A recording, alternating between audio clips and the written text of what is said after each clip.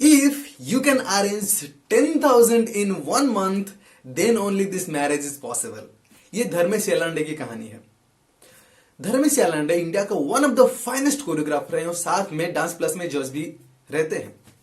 अब उनके साथ हुआ क्या था, जब वो सक्सेसफुल नहीं हुए थे, वो एक लड़की से प्यार करते थे और लड़की वालों ने कहा उनको कि अगर आप 1 महीने में 10,000 तक कमा पाओगे तभी जाके हम लड़की देंगे, अदरवाइज ये रिश्ता हो नहीं सकता।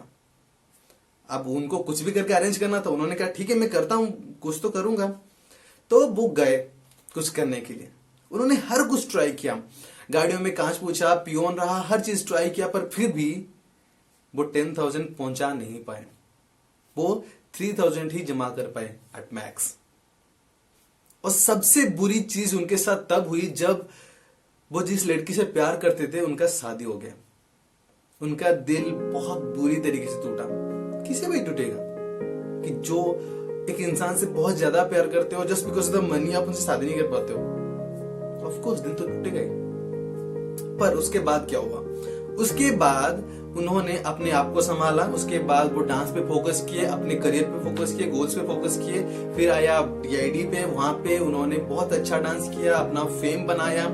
फिर उस डांस के चलते उनको एक शो में जज करने का मौका मिला, फिर कोरियोग्राफिंग करने का मौका मिला, डांस एक्टिंग करने का मौका मिला, बहुत कुछ मौका मिला भी उनके पास। फिर बहुत सालों बाद उस लड़की ने वापस उनको एक सवाल पूछा कि आप कितने कमाते हो, एंड गेस व्हाट, उन्होंने क्या आंसर दिया, 10,000 तो हो ही जाते हैं। नाउ ये आंसर बहुत ज्यादा सरकास्टिक है, क्योंकि वो 10,000 से कहीं ज्यादा कमा रहे हैं, पर अभी उन्होंने बस यही कहा कि मैं 10,000 से ज्यादा कमा लेता हूं। Now focus to this, okay, very important. अगर आप 10,000 पे फोकस करोगे तो आप ज्यादा से ज्यादा 3,000 ही कमा पाओगे। This is a practical example.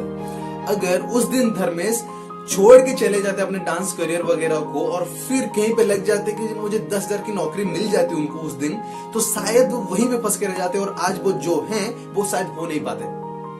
Can you understand this? Exactly. हमेशा जब आप एक गोल सेट करते हो तो गोल ऐसा सेट करो जहां से आप नीचे गिरोगे भी ना तो आप एक अच्छे स्टेबल पोजीशन पे पहुंच जाओगे, बाकी दुनिया से ऊपर रहोगे। इमेजिन फॉर अ मोमेंट कि हम नॉर्मल सोचते नहीं है, पर एग्जाम्पल के तौर पे आप सोच ही लो कि मैं 10,000 करोड़ मेरे बैंक बैलेंस होंगे आफ्टर 20 years और 30 years। Can you imagine of this? No, you can not. मैं भी कभी इमेजिन नहीं कर पा रहा हूं कि कभी 10,000 करोड़, 1 करोड़ भी मेरे बैंक अकाउंट में ऐसे आएंगे। तो अगर मैं इमेजिन ही नहीं कर पा रहा हूं तो वो चीज को हासिल कैसे करूंगा? तो एग्जैक्टली व्हाट हैपेंस इज, जो आप अपने दिमाग में सेट करते हो उससे कई गुना कम होता है।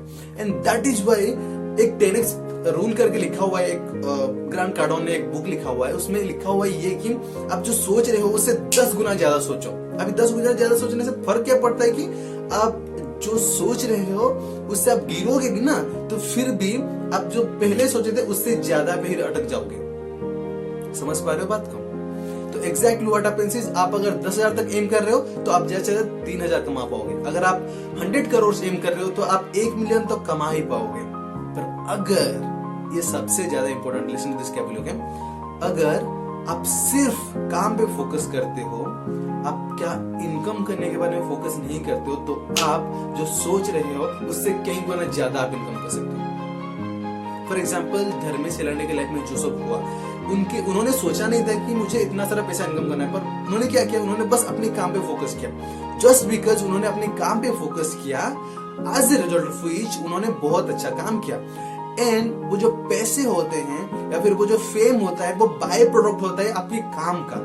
तो आप अगर अच्छा काम करते हो तो आपको एज ए बाय प्रोडक्ट वो सब चीज मिल जाते हैं। पर what we do is we focus on money, we focus on fame, but हम काम पे ध्यान नहीं देते हैं। That is what the biggest problem of us.